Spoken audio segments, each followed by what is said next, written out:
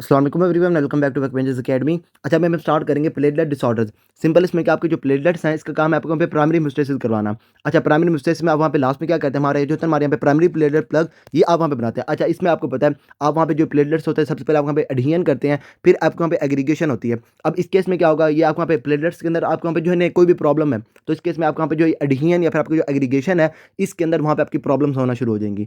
अच्छा, ये मैं आपको बाद में बताता हूँ। अभी क्या जो आपके जो प्लेटलेट डिसऑर्डर्स होंगे इन सारे केसेस में आपका जो पेशेंट है उसके अंदर वहाँ पे ये जो ब्लीडिंग टाइम है ये आपको वहाँ पे प्रोलॉन्ग कर जाएगा। अच्छा, ब्लीडिंग टाइम क्या, आपके पेशेंट आपके पास आ रहा है, आप क्या करेंगे उसकी स्किन के ऊपर आप वहाँ पे एक कट लगाएंगे। अच्छा, कट से क्या होगा, ब्लीड होना शुरू हो जाएगा। अब आप क्या करेंगे, टिश्यू पेपर से आप क्या करेंगे, इसको वहाँ पे ना रोकना शुरू कर देंगे। जब तक आपका जो पेशेंट आपको वहाँ पे ब्लीड करता रहेगा तब तक का टाइम आप वहाँ पे मेजर करेंगे और ये आपका हो जाएगा ब्लीडिंग टाइम। अच्छा, जब प्लेटलेट्स के अंदर आपको वहाँ पे प्रॉब्लम आ जाएगी तो ये जो ब्लीडिंग टाइम है ये आपको वहाँ पे प्रोलॉन्ग कर जाएगा। और ये तो आपको वैसे ही पता चल रहा है, जब भी आपको वहाँ पे इंजरी होती है तो सबसे पहले क्या होता है, वहाँ पे प्राइमरी प्लेटलेट प्लग बनता है और वो प्लेटलेट्स बनाते हैं। अगर वो नहीं बनेगा तो आपका वहाँ पे जो ब्लीडिंग टाइम है ये आपको वहाँ पे प्रोलॉन्ग कर जाएगा। एक चीज़ यहाँ पे क्या होगी, ब्लीडिंग टाइम आपको वहाँ पे प्रोलॉन्ग कर जाएगा। सारे केसेस में आपको वहाँ पे ब्लीडिंग टाइम आपको वहाँ पे प्रोलॉन्ग होगा। अच्छा, उसके बाद आपकी जो म्यूकस है, म्यूकस मेम्ब्रेन से आपको वहाँ पे ब्लीडिंग होना शुरू हो जाएगी। उसके बाद आपको वहाँ पे माइक्रो हेमरेजेस वगैरह आपको मिल रही होंगी पैटी के। उसके बाद मैं आपको बताया हमारे यहाँ पे परपुरा वगैरह, एपिस्टैक्सिस वगैरह आपको हमें मिल रही होगी। अच्छा, इसके बाद हमारे यहाँ पे आपने देखना है कि प्लेटलेट काउंट जो है ये आपका कम हो सकता है। यूजुअली आपको वहाँ पे लो होता है, लेकिन अगर जो है आपको वहाँ पे जो प्लेटलेट्स हैं उसकी क्वालिटी में कोई प्रॉब्लम है तो उस केस में ये आपको वहाँ पे नॉर्मल भी हो सकता है। अच्छा, इसमें क्या होगा, आपके जो प्लेटलेट्स हैं उसकी क्वालिटी ठीक नहीं होगी, वो आपकी जो है ना ये नॉर्मल काम सही से नहीं कर पाएंगे। तो उसकी वजह से क्या होगा, आपको वहाँ पे प्लेटलेट जो आपको वहाँ पे काउंट है ये आपको वहाँ पे नॉर्मल भी नज़र आ सकता है। अच्छा, सबसे पहले यहाँ पे हम स्टार्ट करेंगे हमारे यहाँ पे बर्नआउट सोलियर सिंड्रोम। अच्छा, इसमें क्या आपको मैंने लास्ट में बताया था, हमारे यहाँ जब मैंने आपको करवाई थी हमारे यहाँ पे प्राइमरी हेमोस्टेसिस, उसमें मैंने आपको बताया था जब भी आपको वहाँ पे इंजरी होगी तो इंजरी वाली साइड पे क्या होगा, आपको वहाँ पे जो आपके होते हैं ना सेल्स, वो क्या करेंगे, कोलेजन जो आपको वहाँ पे एक्सपोज हो जाएगी। अच्छा, यहाँ पे क्या होगा, आपके जो सेल्स होंगे वो आपको वहाँ पे सिक्रीट करेंगे हमारे यहाँ पे जो है ना ये वॉन विलिब्रेंट फैक्टर। अच्छा, ये वॉन विलिब्रेंट फैक्टर क्या करेगा, आपके जो प्लेटलेट्स हैं उसको यहाँ पे अडहेयर करवाएगा। अच्छा, प्लेटलेट्स इसके साथ जो अडहेयर होंगे वो आपके होंगे थ्रू GP1B रिसेप्टर। अच्छा, ये आपने याद रखना है, GP1B रिसेप्टर और ये आपके ऊपर से आ गया प्लेटलेट। अच्छा, ये अगर GP1B रिसेप्टर जो है इसकी डेफिशिएंसी हो जाएगी तो आपका हो जाएगा बर्नौड सोलियर सिंड्रोम। अच्छा, ये जो आपके यहाँ पे प्रॉब्लम है ये आपकी क्या होती है, आपके यहाँ पे ऑटोसोमल रिसेसिव होती है और यहाँ पे डिफेक्ट होता है एडहियन के अंदर। अच्छा, क्या होगा, GP1B आपको यहाँ पे कम होगा, प्लेटलेट्स आपको यहाँ पे वॉन विलिब्रेंट फैक्टर के साथ आपको यहाँ पे अडहेयर कम होंगे और उसके बाद लैब्स में आपको क्या नजर आएगा, आपके जो प्लेटलेट्स हैं उसकी एग्रीगेशन नहीं होगी। अच्छा, यहाँ पे जो आपको यहाँ पे मेजर चीज़ें मिलती हैं वो आपकी होती है बिग प्लेटलेट्स। अच्छा, इसको आपने यहाँ पे याद कैसे रखना है, आपने इसको ऐसे याद रखना है कि एक कोई भी बंदा है उसकी ज़िंदगी का अगर पहला मकसद पूरा नहीं होगा तो वो क्या हो जाएगा, डिप्रेस हो जाएगा। अच्छा, डिप्रेशन में बंदा क्या करता है, ज़्यादा खाना खाता है तो यहाँ पे क्या हो जाएगा, आपके जो प्लेटलेट्स हैं उसके अंदर वहाँ पे जो है ये बिग प्लेटलेट्स हो जाएंगे। इनकी ज़िंदगी का पहला मकसद क्या था, इन्होंने वहाँ पे जो GP1B रिसेप्टर बना के अडेरेंस करवानी थी। अच्छा, यहाँ पे क्या हो जाएगा, डिप्रेशन हो जाएगी। यहाँ पे क्या हो जाएगी, आपके जो प्लेटलेट्स हैं ये आपके बड़े बड़े होना शुरू हो जाएंगे। अच्छा, उसके बाद क्या होगा, ये जो आपका होगा ना डिप्रेस बंदा वो क्या करता है, इवेंचुअली ज़िंदगी से थक हार के वो क्या कर लेता है, खुदकुशी कर लेता है। तो यहाँ पे आपके जो प्लेटलेट्स हैं ये इसका काउंट भी आपको वहाँ पे कम नज़र आएगा। अच्छा, यहाँ पे जो है ये आपके जो बर्नौड सोलियर सिंड्रोम है इसके अंदर यहाँ पे आपको नॉर्मल भी नज़र आ सकता है या फिर आपके जो प्लेटलेट्स हैं ये आपको पे कम भी नज़र आ सकते हैं। थ्रोम्बोसाइटोपिनिया जो है ये आपको वहाँ पे नज़र आ सकता है बर्नौड सोलियर सिंड्रोम के अंदर। और उसके बाद दूसरी चीज़ आपने यहाँ पे याद रखनी है, आपके बर्नौड सोलियर से आपने यहाँ पे याद रखना है BS बिग सकर्स, आपने यहाँ पे याद रखना है। यहाँ पे आपके जो प्लेटलेट्स हैं ये आपके बड़े बड़े नज़र आएंगे, इससे आप याद रख लेंगे। या फिर आपको जो मैंने दूसरा तरीका बताया, इसकी ज़िंदगी का पहला मकसद क्या था, GP1B बनाना। अगर ये नहीं करेगा तो ये क्या कर लेगा, आपके यहाँ पे जो है ना ये ज़्यादा खाना शुरू कर देगा और यहाँ पे जो प्लेटलेट्स हैं ये आपको बड़े-बड़े स्मेयर के अंदर नज़र आ रहे होंगे। अच्छा, इसके बाद दूसरा आ जाता है हमारे यहाँ पे जो है ये ग्लैंसमैन थ्रोम्बस्थीनिया। अच्छा, यहाँ पे क्या था, प्रॉब्लम थी एडहियन के अंदर। अच्छा, इसमें क्या होता है, आपको जो होता है ना आपको वॉन विलियमर फैक्टर जो है ये आपके यहाँ पे प्लेटलेट्स के साथ मिल रहा होता है GP1B रिसेप्टर के साथ। GP1B हो गया। अच्छा, इसके बाद क्या होता है, ये जो आपको यहाँ पे मिल जाता है तो प्लेटलेट्स क्या करते हैं, आपको यहाँ पे सिक्रीशन करवाते हैं हमारे यहाँ पे GP2B रिसेप्टर की। GP2B3A रिसेप्टर जो है ये आपके यहाँ पे होते हैं। अच्छा, ये क्या करवाते हैं, एक प्लेटलेट जो है उसको दूसरे प्लेटलेट के साथ आपको यहाँ पे जोड़ रहे होते हैं और दरमियान में आपके यहाँ पे फाइब्रिनोजिन पड़ी होती है। अच्छा, अगर प्रॉब्लम जो है ये आपके वहाँ पे होगी एडहियन के अंदर तो आपकी हो जाएगी बर्नौड सोलियर सिंड्रोम।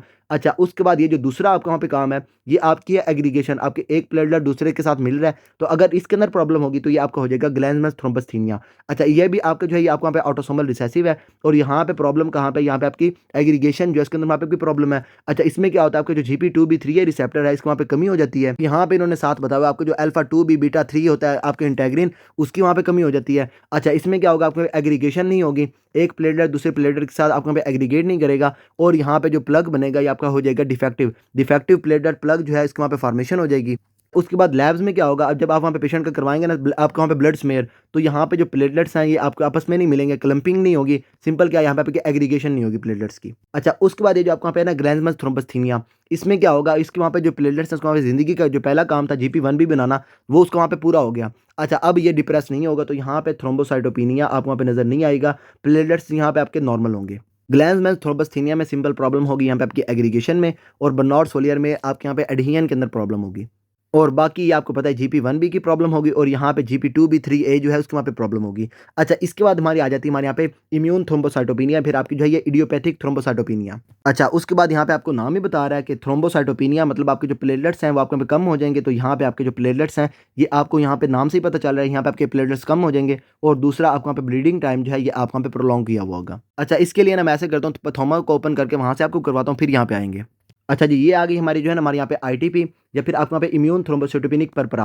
अच्छा, यहाँ पे आपको नाम ही बता रहा है, पेशेंट के अंदर इम्यून मीडिएटेड आपको यहाँ पे थ्रोम्बोसाइटोपेनिया होगा, और पेशेंट की प्रेजेंटेशन में आपको यहाँ पे पर्परास जो हैं ये आपको यहाँ पे नज़र आ रहे होंगे। अच्छा, यहाँ पे क्या होगा, आपका इम्यून मीडिएटेड है, तो यहाँ पे आपकी ऑटो इम्यून प्रोडक्शन हो जाएगी आईजीजी की, और ये क्या करेंगे, आपके जो प्लेटलेट्स हैं उसके अंदर वो जो आपको यहाँ पे है ना जीपी-2b3 रिसेप्टर्स, उसके अगेंस्ट ये क्या करेंगी, एंटीबॉडीज़ बनाना शुरू कर देंगी। अच्छा, एंटीबॉडीज़ क्या करेंगी, प्लेटलेट्स को आपको वहाँ पे डैमेज करवाएँगी, और पेशेंट के अंदर हो जाएगा थ्रोम्बोसाइटोपिनिया। अच्छा, यहाँ पे आपने याद रखना है कि ये मोस्ट कॉमन कॉज़ है थ्रोम्बोसाइटोपिनिया की बच्चों के अंदर, और उसके बाद आपके जो एडल्ट्स हैं उसके अंदर। अच्छा, यहाँ पे क्या होगा, आपको वहाँ पे एंटीबॉडीज़ बनाएँगे, हमारे जो प्लाज़्मा सेल्स होंगे स्प्लीन के अंदर, वो क्या करेंगे, एंटीबॉडीज़ बनाएँगे। अच्छा, उसके बाद जब ये आपका प्लेटलेट्स के साथ मिल के एंटीबॉडी आपको वहाँ पे बाउंड हो जाएगी प्लेटलेट्स के साथ, जब ये दोबारा आपको वहाँ पे जाएगी स्प्लीन में, तो स्प्लीनिक मैक्रोफेजेज़ क्या करेंगे, इसको वहाँ पे जो है ये कंज़्यूम करना शुरू कर देंगे, और पेशेंट के अंदर हो जाएगा थ्रोम्बोसाइटोपिनिया। अच्छा, इसके बाद इसकी वहाँ पे 2 टाइप्स हैं, एक आपको वहाँ पे एक्यूट और दूसरा आपको वहाँ पे क्रोनिक। अच्छा, एक्यूट आपकी होगी बच्चों के अंदर, और क्रोनिक आपकी होगी एडल्ट्स के अंदर। अच्छा, उसके बाद बच्चों के अंदर जो आपकी होगी वो आपकी होगी वायरल इन्फेक्शन की वजह से, या फिर आपके वहाँ पे इम्यूनाइज़ेशन की वजह से, और ये आपके वहाँ पे सेल्फ लिमिटेड है, आपको वहाँ पे कुछ भी नहीं करना पड़ता, ये आपके वहाँ पे जो है ये कुछ ही वीक्स के बाद आपकी खुद ही रिज़ॉल्व कर जाती है। अच्छा, उसके बाद जो क्रोनिक है, इसका में थोड़ा-सा प्रॉब्लम है। ये आपकी होगी एडल्ट्स के अंदर, ये आपको वहाँ पे जो है ना ये, क्योंकि आपके वहाँ पे ऑटो इम्यून है, तो आपके वहाँ पे जो आपके वहाँ पे वुमेन्स होंगी, उसके अंदर ये आपके वहाँ पे मोस्ट कॉमन होगी, और ये आपकी होगी चाइल्ड बेयरिंग एज के अंदर। अच्छा, यहाँ पे क्या बनेंगी, आपके वहाँ पे आईजीजीज़ बनेंगी, तो ये जो आपकी होगी ना वुमेन जो आपके वहाँ पे प्रेग्नेंट होगी, तो उसके केस में क्या होगा, आपकी जो आईजीजीज़ होंगी, ये क्रॉस करेंगी प्लेसेंटा को, और जो आपके बच्चे के अंदर भी क्या करवाएँगे, थ्रोम्बोसाइटोपिनिया। तो यहाँ पे एक तो चीज़ ये आपकी हो जाएगी प्राइमरी, या फिर आपके वहाँ पे सेकेंडरी होगी। यहाँ पे आपके हो सकते हैं सेकेंडरी में आपको वहाँ पे एसएलई वगैरह आपको वहाँ पे मिल सकता है। सिंपल वही, अगर एक ऑटो इम्यून आपको वहाँ पे कंडीशन है, तो आपको वहाँ पे दूसरी ऑटो इम्यून भी आपको वहाँ पे हो सकती है। उसके बाद आपका जो बेबी जब उसकी बर्थ होगी, तो उसके अंदर आपको वहाँ पे जो है ये शॉर्ट लिव्ड आपको वहाँ पे थ्रोम्बोसाइटोपिनिया मिल सकता है ऑफ़स्प्रिंग के अंदर, क्योंकि आपके जो आईजीजीज़ हैं ये आपको वहाँ पे प्लेसेंटा जो है इसको वहाँ पे आपके क्रॉस कर सकते हैं। एब्स में क्या होगा, थ्रोम्बोसाइटोपिनिया की वजह से आपको वहाँ पे जो प्लेटलेट्स हैं ये आपको वहाँ पे कम होंगे, और ये आपके जो है ना ऑफ़न आपको वहाँ पे लेस देन 50,000 होते हैं। अच्छा, उसके बाद नॉर्मल पीटी, उसके बाद ये पीटीटी होगा, क्योंकि यहाँ पे आपकी जो है ना ये प्लेटलेट्स, उसके अगेंस्ट आपको वहाँ पे प्रॉब्लम है। आपकी जो आपके है ना आपको वहाँ पे कोगुलेशन फैक्टर्स वगैरह वो आपके वहाँ पे टोटली नॉर्मल है। तो क्या होगा, जब आप वहाँ पे पेशेंट के अंदर पीटी करेंगे, या फिर आप वहाँ पे पीटीटी करेंगे, तो आपके पीटीटी और आपके जो पीटी है ये दोनों आपके वहाँ पे नॉर्मल आएँगे, कोगुलेशन फैक्टर आपको वहाँ पे अफेक्टेड नहीं होंगे। अच्छा, यहाँ पे क्या होगा, आपके जो प्लेटलेट्स हैं आपके वहाँ पे कम है, तो आपका जो होगा ना बोन मैरो, वो क्या करेगा, प्लेटलेट्स की प्रोडक्शन को ज़्यादा कर रहा होगा, और वहाँ पे क्या होगा, आपकी जो बोन मैरो बायोप्सी है उसके अंदर आपको जो मेगा कैरियोसाइट्स हैं ये आपको वहाँ पे ज़्यादा नज़र आएँगे। प्रेजेंटेशन में क्या होगा, सिंपल आपको ये जो हमारे है ना हमारे यहाँ पे पेटिके, उसके बाद आपको वहाँ पे इजी ब्रूजिंग वगैरह जो है, या फिर आपको वहाँ पे जो है ये ब्लीडिंग वगैरह जो है, ये पेशेंट के अंदर आपको वहाँ पे मिल रही होगी। अच्छा, एक चीज़ आपने यहाँ पे याद रखनी है, वो ये कि यही स्प्लीन जो है वो क्या कर रही है, आपको वहाँ पे जो है ये आपका एंटीबॉडीज़ वगैरह बना रही है, और यही स्प्लीनिक मैक्रोफेजेज़ क्या कर रहे हैं, इसको वहाँ पे आपको जो है ये कंज्यूम कर रहे हैं। लेकिन यहाँ पे एक चीज़ है, वो ये कि आपको जो स्प्लीनोमेगैली है, ये आपको वहाँ पे पेशेंट्स के अंदर नज़र नहीं आती। अच्छा, उसके बाद ये जो हमारी है ना हमारे यहाँ पे सेकेंडरी क्रोनिक फॉर्म,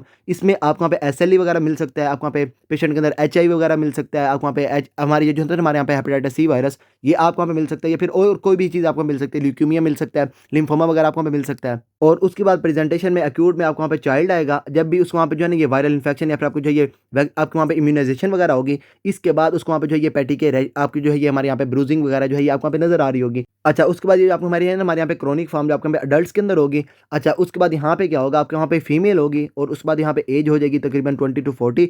अच्छा, यहाँ पे क्या होगा, वही आपको वहाँ पे रैशेज़ वगैरह जो है, या फिर आपको जो ब्रूजिंग वगैरह जो है, आपको वहाँ पे परपरा वगैरह जो है, ये आपको पेशेंट के अंदर नज़र आ रहा होगा। उसके बाद पेशेंट को आपने वहाँ पे डायग्नोज़ करना है, वहाँ पे पेशेंट के अंदर करवाना करवाएँगे इन्वेस्टिगेशन, तो इन्वेस्टिगेशन में आपको ये वाली चीज़ें मिलेंगी। अच्छा यहाँ पे एक चीज़ है कि आपकी जो होती है ना आप यहाँ पे आईटीपी, इसके अगेंस्ट हमारे यहाँ पे जो मरती है हमारे यहाँ पे आईजीजी वगैरह, इसको हम स्पेसिफिकली हम वहाँ पे नहीं दे सकते। आपका जो है ना हमारे यहाँ पे कोई भी सैटिस्फाइंग हमारे यहाँ पे जो एंटीबॉडीज़ वगैरह आपको यहाँ पे नहीं मिलती। ये आपका होता है डायग्नोसिस ऑफ एक्सक्लूजन। अच्छा आप क्या करेंगे, थ्रोम्बोसाइटोपिनिया की आपकी जो भी है ना, आपकी दूसरी आपको यहाँ पे कॉजेज़ वगैरह, आप उनको एक्सक्लूड करेंगे। अच्छा उसके बाद पेशेंट जो है इसके अंदर वहाँ पे आपको सिर्फ़ और सिर्फ़ ये थ्रोम्बोसाइटोपिनिया मिलेगा। आरबीसीज़ वगैरह उसके वहाँ पे नॉर्मल होंगे, डब्ल्यूबीसीज़ वगैरह उसके वहाँ पे नॉर्मल होंगे, और बाकी सिर्फ़ और सिंपल क्या होगा, आप वहाँ पे जो पेशेंट है उसके अंदर ये जो प्लेटलेट्स हैं ये आप वहाँ पे कम होंगे। और उसके बाद बायोप्सी में आपको वहाँ पे मेगा कैरियोसाइट्स जो हैं ये आपको वहाँ पे ज़्यादा मिल रहे होंगे। अच्छा पेशेंट को आपने वहाँ पे ट्रीट करना है, और ट्रीटमेंट में आपको वहाँ पे प्रॉब्लम कहाँ पे, आपके वहाँ पे आपकी जो है ये प्लेटलेट काउंट के अंदर है। अच्छा अगर जो पेशेंट आपके पास आ रहा है उसके अंदर ये जो प्लेटलेट काउंट है ये आपके वहाँ पे है 30,000 से ज़्यादा।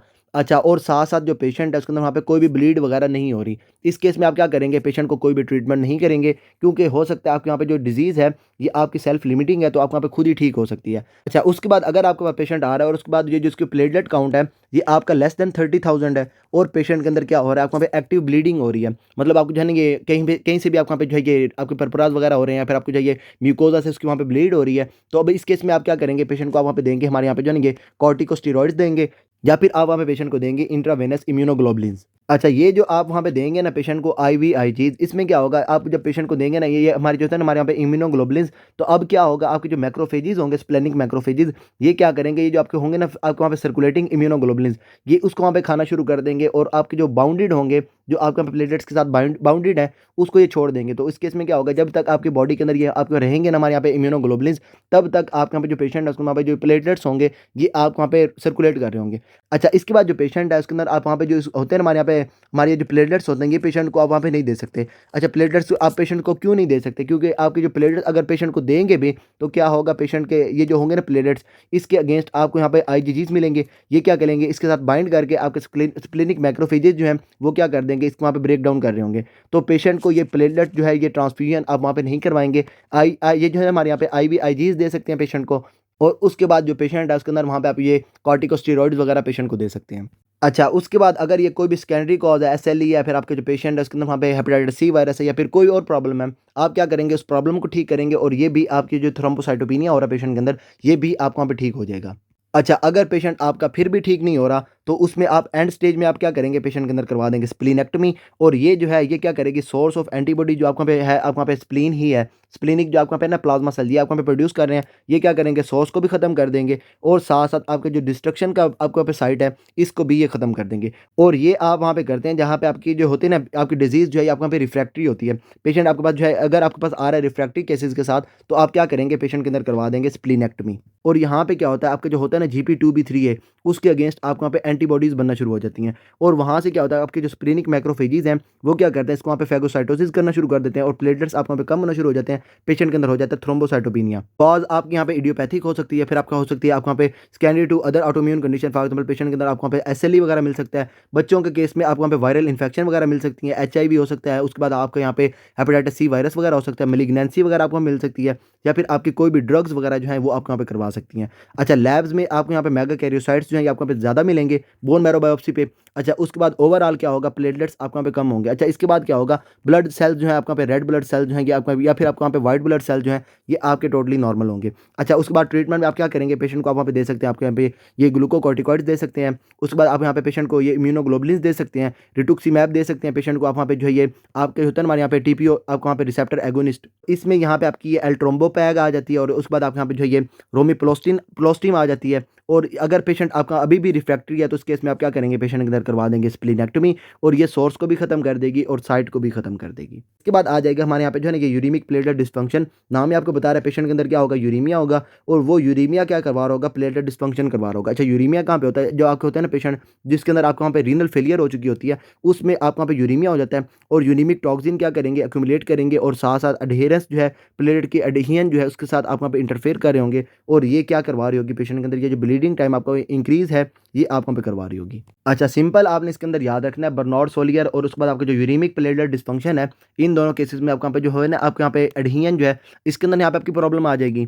उसके बाद ये जो आपको वहाँ पे है ना, आपको वहाँ पे ग्लैंड्समैन थ्रोम्बोस्थेनिया, इसके केस में क्या होगा, आपका जो GP2B3 जो है ये आपको वहाँ पे कम होंगे, तो एग्रीगेशन में प्रॉब्लम आ जाएगी। अच्छा, उसके बाद ये जो आपका वहाँ पे है ना इम्यून थ्रोम्बोसाइटोपेनिया, इसके केस में आपके जो थ्रोम्बोसाइटोपेनिया से आपके वहाँ पे जो प्लेटलेट्स हैं ये आपके वहाँ पे कम होंगे, और उसके बाद ये प्लेटलेट्स के कम होने की वजह से आपके वहाँ पे जो ब्लीडिंग टाइम है ये आपके वहाँ पे ज़्यादा होगा। अच्छा, यहाँ पे आपने याद रखना, प्लेटलेट्स आपके वहाँ पे स्प्लीन है वही इसको वहाँ पे डिस्ट्रक्शन करेगी, और वही आपके जो स्प्लीन के प्लाज्मा सेल्स हैं वही इसके अगेंस्ट एंटीबॉडीज़ बना रहे होंगे। अच्छा, बच्चों में भी आपकी हो सकती है, बड़ों में भी हो सकती है, और बच्चों में आपके यहाँ पे होगी आपके वहाँ पे जो है ये वायरल इन्फेक्शन वगैरह की वजह से, या फिर आपके यहाँ पे इम्यूनाइजेशन की वजह से। अच्छा, उसके बाद जो आपके बड़ों में होगी, बड़ों में आपने यहाँ पे याद रखना कि आपकी जो वुमेन होगी आपको वहाँ पे चाइल्ड बेयरिंग एज में, उसके अंदर आपको वहाँ पे मोस्ट कॉमनली मिलेगी, और यहाँ से जो आपको वहाँ पे आईजीजीज बनेगी, आपको वहाँ पे जो है हमारे यहाँ पे जो होता है ना आपका प्लेसेंटा, उसको ये क्रॉस करके आपके बच्चों के अंदर भी ये थ्रोम्बोसाइटोपेनिया करवा सकती हैं। लैब्स में आपको क्या मिलेगा, मेगा कैरियोसाइट्स आपको वहाँ पे बोन मैरो बायोप्सी के ऊपर आप वहाँ पे बड़े होंगे, और प्लेटलेट्स आप वहाँ पे कम होंगे, और ट्रीटमेंट आप वहाँ पे पेशेंट को देंगे ग्लूकोकॉर्टिकॉइड, और यहाँ पे आपने याद रखना है पेशेंट को आप वहाँ पे देंगे आपकी जो है ये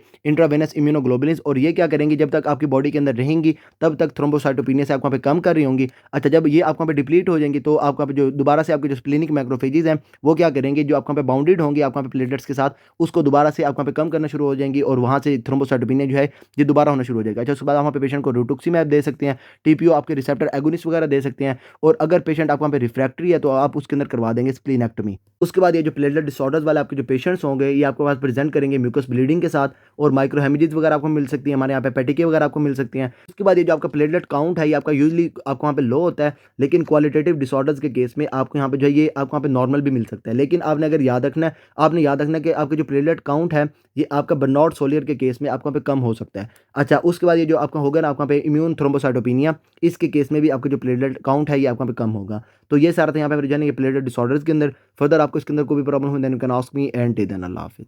I love the chase and the hunt, and I set the pace when I'm running. I always take what I want and I always give it 100. Don't need a bank, no I'm funded. Play the game like it's nothing. I'm always thankful for something. Don't take for granted, stay humble. Now wake up, it's time to look at the enemy. Look in the mirror if he is no friend to me. It's not working.